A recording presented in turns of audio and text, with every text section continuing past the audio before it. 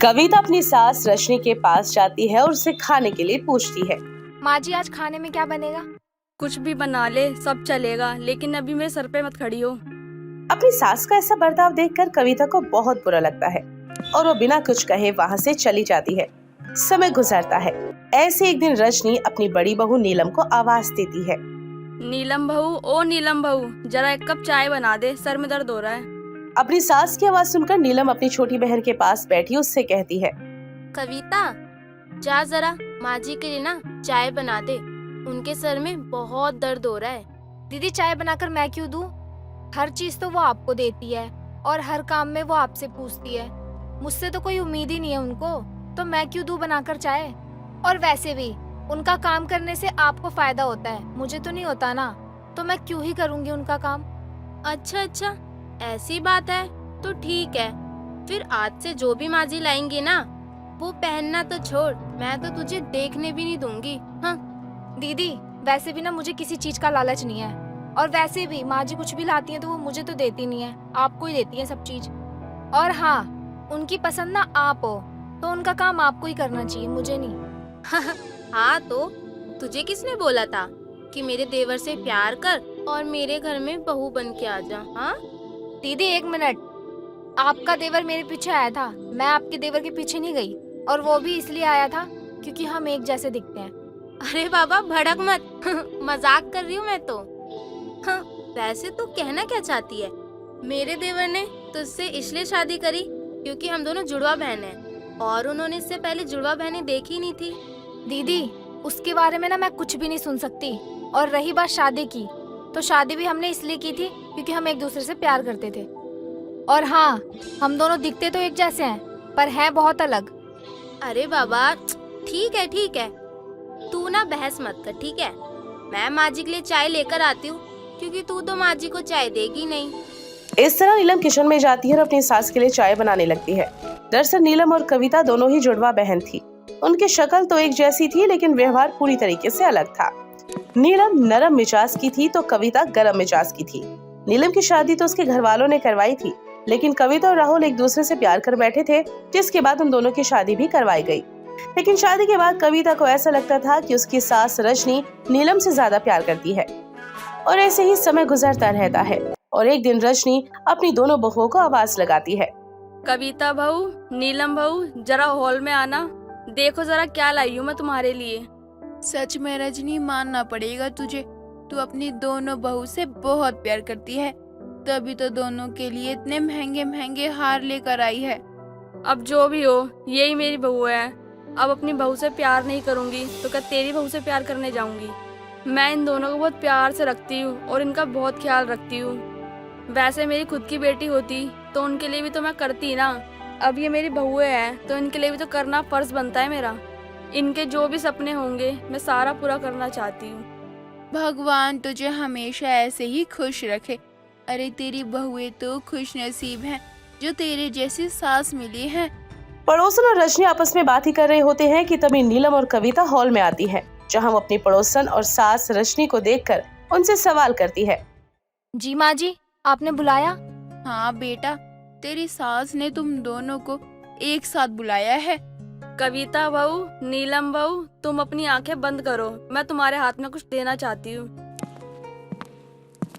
अपनी सास की बात सुनकर अब रजनी की दोनों बहुएं आंखें बंद करके हाथ आगे बढ़ाती हैं, जिसके बाद रजनी उन दोनों के हाथ में हार का सेट पकड़ा देती है। जब दोनों आंखें खोलती हैं तो उनके हाथ में हार के सेट पड़े हुए थे। ये देखकर नीलम तो बहुत खुश हो जाती है, लेकिन कविता का मुंह बन जाता है। वाह माँ जी, ये हार तो सच में बहुत ही खूबसूरत लग रहा है। ये आप मेरे लिए लाई है ना? और किसके लिए लाऊंगी बेटा, तुम्हारे लिए लाऊंगी ना। सच में माँ जी, मुझे तो ये हार बहुत ही पसंद आया। और आपको पता है माँ जी, अब इस हार को ना मैं हर जगह पहन के घूमूंगी। और तो और माँ जी, अब तो मैं इसे ही हर फंक्शन में पहना करूंगी। नीलम बहू के मुंह से तो अपनी सास के लिए तरफदारी सुनकर बहुत अच्छा लग रहा है। लेकिन कविता बहू, तू बता, तुझे तेरा हार कैसा लगा? अब मैं क्या कहूँ आंटी जी, अब मैं अगर ये बोलूँ कि मुझे ये हार नहीं पसंद तो ये लोग मुझे ही उल्टा बोलेंगे। हाँ, पर वैसे मैं आपको सच बोलूँ ना तो मुझे ये हार बिल्कुल भी पसंद नहीं आया। और आज माँ जी ने ये साबित कर दिया कि उनकी असली बहू तो वही है, मैं तो हुई नहीं। लव मैरिज करके आई हूँ ना आंटी जी, तो कैसे वो मुझे स्वीकार करेंगी? बहू ये तू क्या कह रही है? तुम दोनों मेरे लिए एक बराबर हो। मैं मानती हूँ नीलम की शादी मैंने अपनी मर्जी से करवाई है और तेरी शादी मेरी मर्जी के खिलाफ हुई है, लेकिन ऐसा नहीं है मैं तुम दोनों में भेदभाव करती हूँ। तुम दोनों मेरे लिए एक समान हो। अरे रहने दीजिए माँ जी, ये अच्छे बनने का ढोंग ना मेरे सामने तो मत ही कीजिए, क्योंकि मैं अच्छे से जानती हूँ आपको कि आप कैसी हो। और हाँ, मुझे ना ये भी अच्छे से पता है कि आप किसे बहू मानती हो और किसे नहीं मानती। जिसे आप अपनी बहू मानती हो ना, उसे तो आपने बहुत अच्छा हार दिया है, और जिसे आप नहीं मानती ना, उसे आप देखो आपने कैसा हार दिया है। कविता, तुझे ये क्या हो गया? क्या कह रही है तू? अगर तुझे ये हार पसंद नहीं आया तो कोई बात नहीं, तू मेरा वाला रख ले, मैं तेरा वाला ले लूंगी। लेकिन प्लीज यार, इस तरह ना माँ जी की बेइज्जती मत कर। मुझे नहीं चाहिए किसी का हार। इतना बोलकर कविता हार को वहीं टेबल पर रखे कमरे में चली जाती है, पर अपनी छोटी बहू का ऐसा बर्ताव देखकर रजनी को बहुत बुरा लगता है और वो अपनी आंखों में आंसू लिए कमरे में चली जाती है। पर पड़ोसन नीलम को समझाते हुए उससे कहती है, हे भगवान नीलम, मैं तुझे देखती हूँ और तेरी जुड़वा बहन को देखती हूँ तो मुझे बड़ी ही अचंभा होती है। कहाँ तू और कहाँ वो।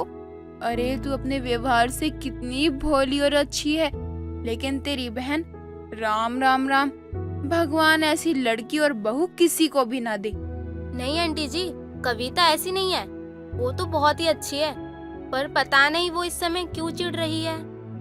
देख नीलम बहू, तू मुझे समझदार लगती है, इसलिए तुझे समझा रही हूँ। ये चिड़चिड़ा जलना इन सब में कुछ नहीं रखा। अगर तुम लोग अपने घर गृहस्थी पर ध्यान न देकर दूसरों पर ध्यान दोगे तो कभी भी अपना घर नहीं बसा पाओगे। और हाँ, अपनी बहन को भी प्यार से समझाने की कोशिश कर। अरे तुझे पता भी है रजनी कितने प्यार से तुम दोनों के लिए हार लेकर आई थी। बहुत खुश थी बेचारी ये सोचकर कि उसके दोनों बहू को ये हार बहुत पसंद आएगा, लेकिन तेरी छोटी बहन ने तो सारा गोबर ही कर दिया। बेचारी रजनी के ऊपर ना जाने क्या बीत रही होगी। अरे अगर मैं तेरी सास की जगह होती ना तो इसके अच्छे से अकल ठिकाने लगा देती। मैं सब समझ रही हूँ आंटी जी, आप मुझे क्या कहना चाह रही हैं? अच्छी बात है बहू कि तू समझ रही है, तू समझदार है, इसलिए तुझे समझाया भी जा रहा है। वरना मैं तेरी सास की जगह होती ना तो कविता बहू को इतनी आसानी से नहीं छोड़ती और ना ही मैं उसकी सुनकर रहती। अरे वो तो तेरी सास ही है जो इतना कुछ बर्दाश्त कर रही है। नीलम अपनी पड़ोसन की बात का कोई जवाब नहीं दे पाती, क्योंकि वो जानती थी यहाँ पर उसकी पड़ोसन नहीं बल्कि कविता गलत है। कुछ देर बाद पड़ोसन वहाँ से चली जाती है, जिसके बाद नीलम कविता को समझाने के लिए उसके कमरे में जाती है। कविता, क्या तुझे ऐसा नहीं लग रहा कि तूने माँ जी की कुछ ज्यादा इंसल्ट कर दी बाहर सबके सामने? कविता नीलम की बातों का कोई जवाब नहीं देती और वहाँ से उठकर जाने लगती है, पर तभी नीलम कविता का हाथ पकड़कर उसे अपने पास बैठाती है और फिर से उससे सवाल करती है। कविता, आखिर तू ऐसा क्यों कर रही है? मुझे सब सच बता दे। कविता, अगर तेरे दिल में कोई ऐसी बात है जो तू किसी को नहीं बताना चाह रही तो कविता तू मुझे बताना, मैं तो तेरी बहन हूँ। ऐसे बदतमीज और गुस्से वाला बर्ताव तो मत कर। दीदी, आप जानना चाहती हो ना कि मैंने ऐसा क्यों किया और मैं क्यों सुनाती रहती हूँ उन्हें हर बात पर। और जब से मेरी शादी हुई है ना, उन्होंने मुझे कभी भी बहू वाला प्यार नहीं दिया। कभी भी उन्होंने बैठकर मेरे साथ एक लफ्ज अच्छे से बात नहीं की। हर चीज में, हर काम में वो सिर्फ आपको ही पूछती हैं। अरे जैसे कि मैं कुछ हूँ ही नहीं। जितना हक आपका बनता है ना दीदी, उतना ही हक मेरा भी बनता है। लव मैरिज करी तो इसका मतलब ये नहीं कि मैं कुछ भी नहीं हूँ। माँ जी मुझे कुछ भी नहीं समझती। कविता की बात सुनकर नीलम भी चुप हो जाती है, क्योंकि कहीं ना कहीं उसे भी ये बात पता थी कि उसकी सास कविता के साथ सही व्यवहार नहीं करती। लेकिन इस बात से अनजान कविता और नीलम की उन दोनों की ये बातें रजनी सुन रही थी। उसे ये सुनकर बहुत बुरा लगता है और कविता के मुंह से अपने लिए इतनी सारी बातें सुनकर कहीं ना कहीं रजनी को बहुत पछतावा भी हो रहा था और वो अपनी बहू कविता की बातों को काटते हुए उसका जवाब देती है। बहू तू बिल्कुल सही कह रही है, जाने अनजाने में ही सही, लेकिन मैंने तेरे साथ गलत बर्ताव किया। लेकिन बेटा मेरा यकीन मान, मैंने तुम दोनों में कभी फर्क नहीं किया। लेकिन अगर तुझे ऐसा लगता है कि मैंने तुम दोनों में फर्क किया है तो तू मुझे माफ कर दे। अपनी सास को इस तरह माफी मांगते देख कविता शांत हो जाती है अपनी सास का कोई जवाब ना देते हुए वो वहाँ से चली जाती है, लेकिन नीलम अपनी सास से बात करना जरूरी समझती है। माँ जी, कहीं ना इसमें आपकी भी गलती है। कविता को ना ये एहसास हो रहा है कि वो इस घर की सदस्य नहीं है, इसलिए तो वो ऐसा बर्ताव कर रही है। अब हमें ना उसे ऐसा एहसास दिलाना होगा कि वो ना इसी परिवार की सदस्य है। हाँ बहू, तू बिल्कुल सही कह रही है। अब चाहे कुछ भी हो जाए, मैं अपनी बहू को पहले की तरह करके रहूंगी। इस तरह दोनों सास बहू कविता को दोबारा पहले जैसा करने की ठान लेते हैं। समय गुजरता है। गुजरते समय के साथ रजनी आए दिन कविता के साथ बैठती और उससे ढेरों बातें किया करती। ये देखकर कविता को भी अच्छा लगता। और एक दिन कविता बहू, मुझे माफ कर दे और मेरा यकीन कर, मैंने कभी तुझे अलग नहीं समझा।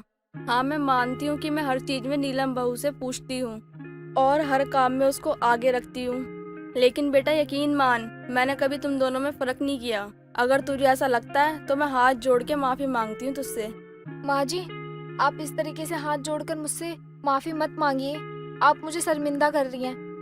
माँ जी, ताली कभी भी एक हाथ से नहीं बजती है। मैं मानती हूँ आपने मुझे कभी भी नहीं समझा, पर मैंने भी आपको कौन सा समझने की कोशिश करी। माँ जी, आप मुझे माफ कर दीजिए। अब मैं ऐसा कोई भी काम नहीं करूंगी जिससे आपकी इमेज खराब हो। कविता की बात सुनकर रजनी उसे गले लगा लेती है। तभी हाथ में पकौड़े लिए नीलम आती है और दोनों का प्यार देखकर वो भी गले लग जाती है। इस तरह सास बहू के बीच की दूरियां खत्म हो जाती हैं और जुड़वा बहुएं हमेशा अपनी सास की लाडली बन जाती हैं। दोस्तों, अगर आपको ये कहानी पसंद आई तो इसे लाइक करें, शेयर करें और कमेंट करके बताएं कि कहानी में आपको सबसे अच्छा क्या लगा।